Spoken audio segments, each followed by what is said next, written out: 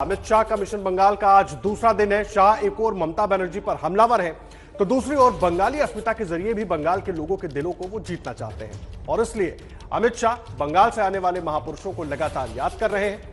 कल रामकृष्ण मिशन जाकर स्वामी विवेकानंद को श्रद्धांजलि दी, तो मिदनापुर में शहीद क्रांतिकारी खुदीराम बोस के परिजनों से मिले। आज अमित शाह शांति निकेतन जा रहे हैं, जहां गुरु रविंद्रनाथ टैगोर को श्रद्धांजलि देंगे। और आपको बता दें, लगातार बीजेपी बंगाली अस्मिता की बात करती रही है और उससे खुद को जोड़ने की बात करती रही है और बंगाली अस्मिता के नाम पर ममता बनर्जी को बीजेपी लगातार चुनौती दे रही है। कल भी अमित शाह जब मेदिनीपुर से जनसभा को संबोधित कर रहे थे, तो उन्होंने सीधे तौर पर ममता बनर्जी को ललकारा था। और गृहमंत्री अमित शाह ने एबीपी न्यूज से बात करते हुए ममता सरकार पर सीधे निशाना साधा है। गृहमंत्री ने दीदी पर बंगाल में भय की राजनीति करने का आरोप लगाया। साथ ही अमित शाह ने अगले विधानसभा चुनावों में 200 से ज्यादा सीटें लाने की बात भी कही। बंगाल में जिस प्रकार की राजनीतिक संस्कृति तेजी से बदल रही है, मैं मानता हूं कि बंगाल सरकार का एक सिद्धांत बन गया है कि भय की राजनीति करिए। मगर मैं इतना ही कहना चाहता हूं, भारतीय जनता पार्टी से डरती नहीं है, ना अब बंगाल की जनता भी डरेगी। इनके लिए करने को काफी काम है, काफी कानों में व्यस्त है।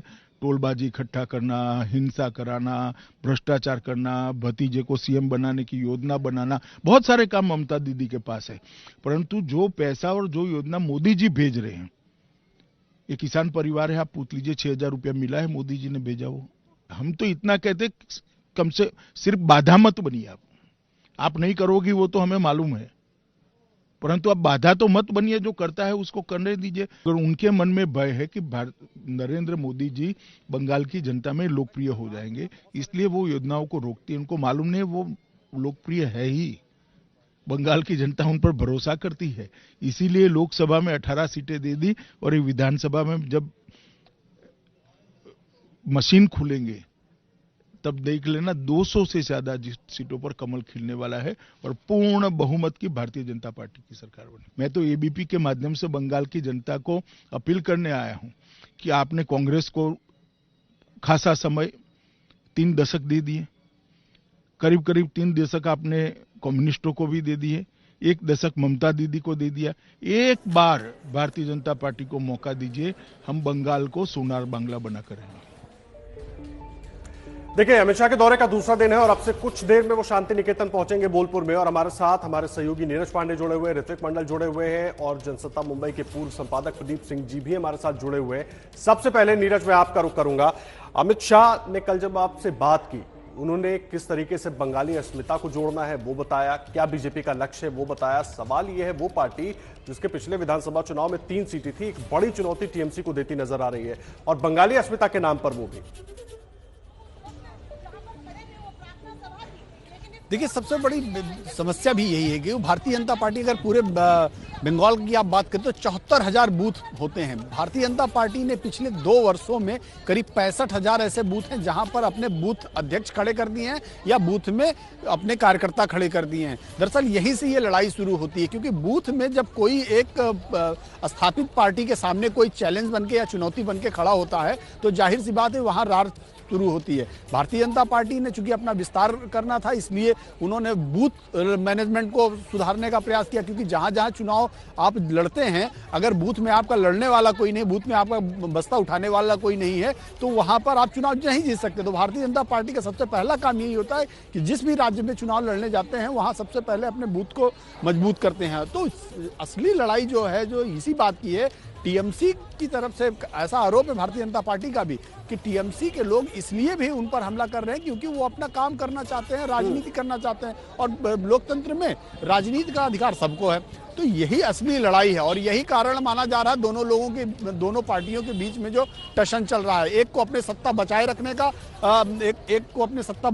का के लिए सब जद्दोजहद करनी पड़ रही है और दूसरे को सत्ता पाने के लिए जद्दोजहद करनी पड़ रही। तो भारतीय जनता पार्टी दरअसल अपनी जड़ें जमाना चाहती है और टीएमसी की जो वो है वो अपनी जड़ें बचाना चाहती है, और यही सबसे बड़ा वायलेंस का कारण भी माना जा रहा है। क्योंकि जो भारतीय जनता पार्टी के कार्यकर्ताओं पे जो हमले हो रहे हैं, जो उनके साथ हत्याएं हो रही हैं, उसके पीछे भी यही राजनीतिक जमीन है। जी। अमित शाह आज यहाँ बोलपुर लगभग पहुंचने वाले हैं, थोड़ी देर में इस विश्वविद्यालय में पहुंचने वाले हैं। तो अमित शाह पिछले 6 वर्षों से यहाँ का काम देख रहे हैं, पश्चिम बंगाल पर लगातार उनकी नजरें हैं, लगातार वो एक हर महीने या क्या कहें 2 महीने 3 महीने में बैठ के करते रहे हैं, लोगों से सुझाव लेते रहे हैं, लोगों से बात करें। ये आप समझिए फाइनल वॉर है बंगाल में अभी जो चल रहा है, वो फाइनल वॉर की तरफ बढ़ रहा है, क्योंकि अब आप देखिए अप्रैल और मई में चुनाव होने हैं, लेकिन उसकी जो भयानक है वो दिसंबर में दिखाई पड़ रही है। दिसंबर में ऐसी स्थिति बन गई है जैसे विधानसभा चुनाव अगले 2-4-5 दिन में वोटिंग पड़ने वाली है, ऐसी स्थिति बन गई। तो ये बंगाल दरअसल बंगाल का ही चुनाव नहीं बल्कि इस पूरे देश की निगाहें बंगाल के चुनाव पर है, और भारतीय जनता पार्टी के लिए बहुत इंपॉर्टेंट इसलिए भी हो जाता है क्योंकि लोकसभा चुनाव में आप देखें 40% से ज्यादा वोट भारतीय जनता पार्टी मिली। 3 विधानसभा सीटें थी, लेकिन अगर लोकसभा में देखें 18 लोकसभा सीटें मिली, लेकिन इसी में सबसे बड़ा रिजल्ट छिपा 122 ऐसी सीटें थी जिसमें भारतीय जनता पार्टी को लीड मिली थी। तो भारतीय जनता पार्टी को ऐसा लगता है कि 122 सीटें तो वो एक तरह से जीत ही चुके हैं, थोड़ी सी मेहनत और करेंगे तो 150 के ऊपर चले जाएंगे। और इसीलिए अमित शाह कल जब आपसे बात भी कर रहे थे तो बार-बार वो 200 सीटों का दावा कर रहे थे। वो 200 का दिया है, मिशन 200, यानी कि जब मिशन 200 के लिए लड़ाई लड़ेंगे तब वो 150, 170, 180 के आसपास पहुंचेंगे और ऐसे में वो सरकार बना सकते हैं। भारतीय जनता पार्टी का ऐसा मानना है। तो भारतीय जनता पार्टी दरअसल अपने जो विजय रथ को 2019 के विजय रथ को जारी रखने के लिए पूरा जोर लगा देना जी नीरज, और इसीलिए बार-बार अमित शाह की तरफ से 200 सीटों का दावा भी किया जा रहा है। जिस तरह से नीरज पूरी जानकारी दे रहे थे, हमारे साथ प्रदीप सिंह जी भी जुड़े हुए हैं और रंजन भट्टाचार्य साहब भी हमारे साथ जुड़ गए हैं, राजनीतिक विशेषज्ञ। प्रदीप सिंह जी, मैं आपका रुख करूंगा। नीरज जो तमाम कारण गिना रहे थे उसको आप कैसे रिलेट कर रहे हैं, जिस तरीके से बीजेपी आगे बढ़ रही है पश्चिम बंगाल से और खास करके चुनौती के तौर पर? फिर मैं रंजन भट्टाचार्य जी का रुख करूंगा। देखिए आदर्श जी, जो बात अभी हो रही थी, आप एक बात को समझिए कि पश्चिम बंगाल में भारतीय जनता पार्टी ने कांग्रेस जो लगभग 3 दशक रही और लेफ्ट फ्रंट जो 3 दशक से ज़्यादा समय तक रहा, उसको विपक्ष की पार्टी के से रिप्लेस कर दिया। अब बीजेपी और तृणमूल कांग्रेस ये 2 आमने सामने हैं। कहने को 4 पार्टियां हैं, लेफ्ट का गठबंधन, कांग्रेस, तृणमूल और बीजेपी, लेकिन दरअसल लड़ाई अब बीजेपी और तृणमूल कांग्रेस के बीच में हो गई है। और देखिए, राजनीति में अस्मिता का बड़ा महत्व होता है और इस मुद्दे को ममता बनर्जी पूरी तरह से भुनाने की कोशिश कर रही हैं। वो कैलाश विजयवर्गीय जो प्रभारी हैं पश्चिम बंगाल के भाजपा के, उनका नाम लेकर और दूसरे नेताओं का नाम लेकर ये कहती कि ये बाहरी लोग हैं, इनको बंगाल की संस्कृति के बारे में जानकारी नहीं है। तो आप देखिए, जितने भाजपा के नेता आते हैं, कल परसों से अमित शाह दौरे पर हैं पश्चिम बंगाल के, तो वो बंगाल की संस्कृति के से जुड़े हुए जो प्रतीक हैं वहाँ जाकर एक संदेश ये देना चाह रहे हैं कि हम बाहरी नहीं हैं, हमको अंदाज़ा है कि जो है बंगाल की संस्कृति क्या है और उसका हम सम्मान करते हैं। विवेकानंद को बहुत पहले से बीजेपी ने एक तरह से आत्मसात किया हुआ है। इसके अलावा नेताजी सुभाष चंद्र बोस को लेकर बीजेपी जिस तरह से बोलती है, आक्रामक रहती है, उनके परिवार के साथ जो उसके रिश्ते हैं, तो ये लड़ाई न तो बीजेपी के लिए आसान है और न ही ममता बनर्जी के लिए आसान है। ममता बनर्जी एक फाइटर हैं, वो इतनी आसानी से हार मानने वाली नहीं है, लेकिन बीजेपी पूरी रणनीति के साथ उतर रही है। लोकसभा चुनाव ने उसको एक तरह से उसकी ऊर्जा को जो है बढ़ा दिया है। उसको लग रहा है कि अब हमने थोड़ा और जोर लगाया अगर तो विधानसभा में हम जीत सकते हैं। तो और जिस तरह से तृणमूल कांग्रेस के नेता, खासतौर से जमीनी नेता कई आ रहे हैं बीजेपी में, उससे परेशानी तृणमूल की ज्यादा बढ़ रही है। अब ऐसी खबरें आ रही हैं कि ममता बनर्जी इनके इलाकों में जो असंतुष्ट है, जो छोड़कर चले गए, उनके इलाकों में ज्यादा सभाएं करने जा रही हैं, वहां प्रचार करेंगी उनको कमजोर करने के लिए। तो बीजेपी ने एक तरह से उनकी जो ताकत है उसको डाइवर्ट कर दिया, और इसलिए अपने थे उनसे लड़ाई में। जी प्रदीप जी, और इसीलिए शायद थोड़ा परेशानी तो दिख रही है, लेकिन जिस तरह से प्रदीप जी बार बार कह रहे हैं कि टक्कर बहुत जोरदार होने वाली है। रंजन भट्टाचार्य साहब राजनीतिक विश्लेषक हैं, हमारे साथ जुड़े हुए हैं। रंजन जी, मैं आपका रुख कर रहा हूं, प्रदीप जी को आप सुन रहे थे। लड़ाई वाकई बदल गई है, बीजेपी वर्सेस टीएमसी हो गई है और दीदी को बड़ी चुनौती हो गई है, क्योंकि जिस तरह की स्थिति हम देख रहे हैं, जिस तरह की बयानबाजी हम देख रहे हैं, और चुनाव तो अभी अप्रैल मई में होंगे, लेकिन स्थिति अभी से चुनाव जैसी बन गई। एकदम सही कहा, मगर जो लोकसभा का रिजल्ट 2019 की हुआ है और आने वाला 2021 में जो चुनाव होने वाला है विधानसभा का, वो दोनों बहुत डिफरेंट है, बहुत अलग से है। और इस चुनाव में मैं आपको एक बात बता सकता हूँ कि बीजेपी जिस तरह से बंगाल के ऊपर वो सोच रहा है कि रातों रात बंगाल की जनता को वो अपने तरफ ले आएंगे और उनकी 200 सीट मिल जाएगा 294 में 294 में, इतना आसानी मामला नहीं है। पहली बात तो यह है, मान लिया जाए जो जितना पब्लिसिटी हुआ है, जितना लोगों में बातचीत चल रहा था, जितना लोगों में ये फैला जा रहा था कि पूरा तृणमूल टूट रहा है, और शुभेंदु अधिकारी काल बीजेपी में ज्वाइन किया है, उनका साथ ममता बनर्जी की आज की डेट में 231 एमएलए है, उसमें खाली 6 एमएलए को उन्होंने साथ में ले जाने सका और एक एमपी बाकी रह गया, और 3 एक आपका लेफ्ट पार्टी का सीपीएम का, एक सीपीआई का और एक कांग्रेस का, टोटल 9 एमएलए उनके साथ गए हैं। उसके लिए इतना धमाका लगा के रखा है जैसे लग रहा है कि पूरा तृणमूल एकदम टूट गया। दूसरी बात यह है, जो 18 पार्लियामेंट में लास्ट 2019 में जीते हैं बीजेपी, वो पॉलिटिक्स वो दूसरी तरह का चुनाव था। ठीक है, मैं आऊंगा आपके पास रंजन जी। जो सवाल आप उठा रहे हैं ना, इस पर मैं प्रदीप जी के पास भी जाऊंगा, लेकिन बहुत अहम सवाल आप उठा रहे हैं और जाहिर सी बात है जो स्थिति बंगाल में बनी हुई है उसमें कई और सवाल उठेंगे जिनके जवाब बीजेपी को देने होंगे, टीएमसी को भी सवालों के जवाब के लिए तैयार रहना होगा। सभी खास मेहमान हमारे साथ बने हुए हैं।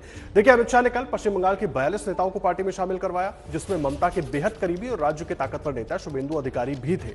अब सवाल है कि दीदी बीजेपी की चुनौती से निपटेंगी कैसे?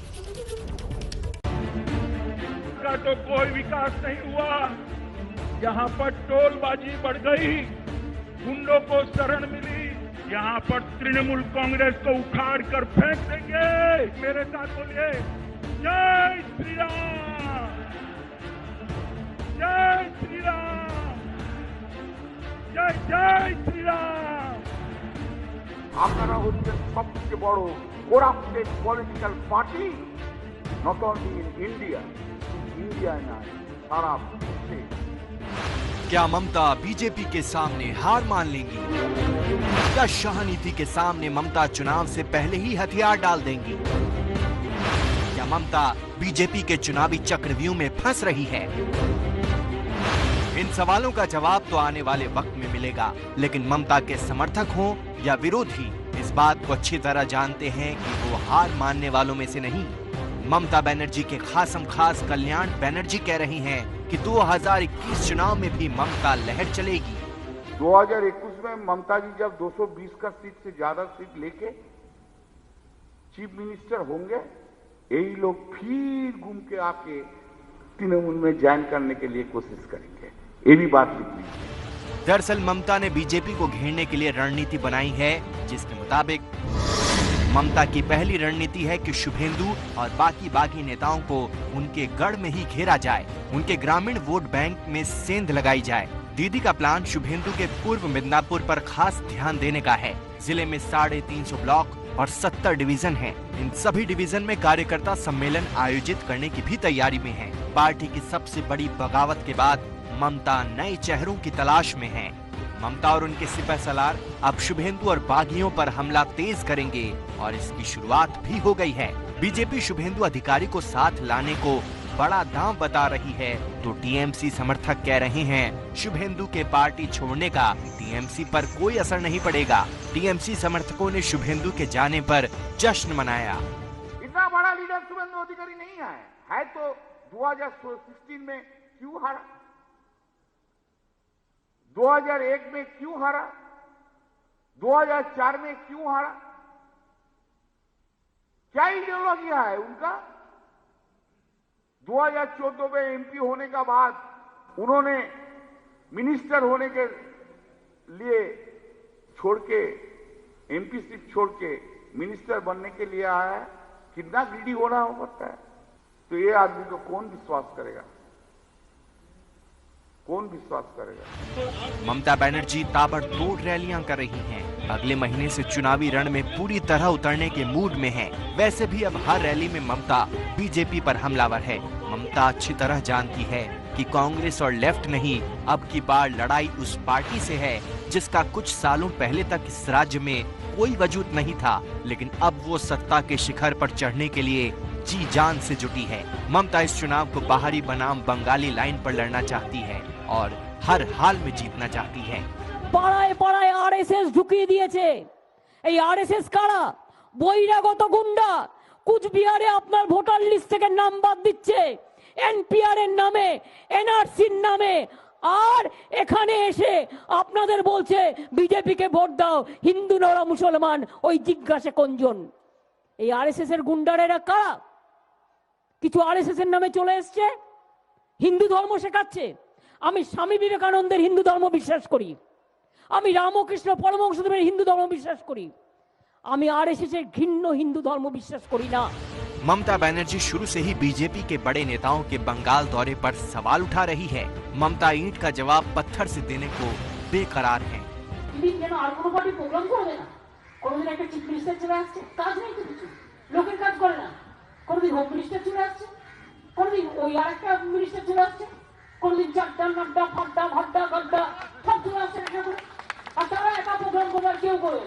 আর যেদিন তারা প্রোগ্রাম করবে, লোক যদি না আসে তাহলে নিজে সাজিয়ে রাখবে, যাতে নটঙ্কি করে ন্যাশনাল নিউজে ভালো করে দেখায়, দেখো আমরা মেরেছি। আরে बंगाल चुनाव का काउंटडाउन शुरू हो चुका है। बीजेपी जानती है कि अभी नहीं तो कभी नहीं, लेकिन सामने ममता का अभेद किला है जिस पर 10 साल से ममता का राज है। लेकिन सवाल ये है कि अमित शाह के दौरे के बाद पड़ी सबसे बड़ी दरार से ये किला ढह जाएगा या फिर ममता की मरम्मत के बाद किले पर उन्हीं का झंडा लहराएगा।